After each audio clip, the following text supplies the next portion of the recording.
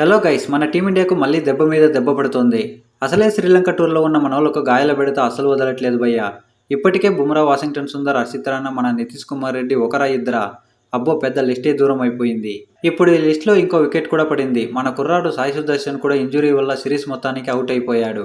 Recent గా శ్రీలంక ఏ match లో ఆడుతున్నప్పుడు సాయి సుదర్శన్ కాలి బటన్ల వేలికి దెబ్బ తగిలింది. సరే, ఫిట్నెస్ ప్రూవ్ చేసుకుంటాడులే అని సెలెక్టర్లు స్క్వాడ్ లో పెట్టారు, కానీ తీరా మెడికల్ టెస్టులు చేస్తే గాయం ఇంకా తగ్గలేదని తేలిపోయింది. త్వరలోనే బీసీసీఐ దీనిపై అధికారిక ప్రకటన చేసి అతనికి రీప్లేస్మెంట్ ను ప్రకటించే అవకాశం ఉంది.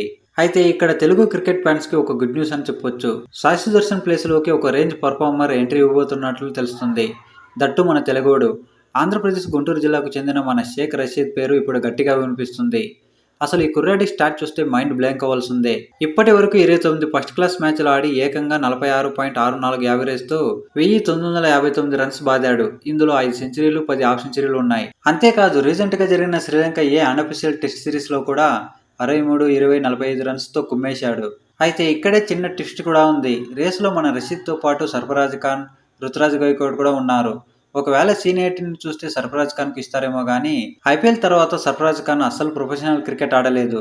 మరి మన రషీద్ ఏమో పక్కా ఫామ్ లో ఉన్నాడు. మరి మన బీసీసీఐ సెలెక్టర్లు మన రషీద్ కు ఛాన్స్ ఇస్తారో లేదో చూడాలి. ఇక రషీద్ టీంలోకి వస్తే ఎలా ఉంటుంది కామెంట్స్ రూపంలో చెప్పండి.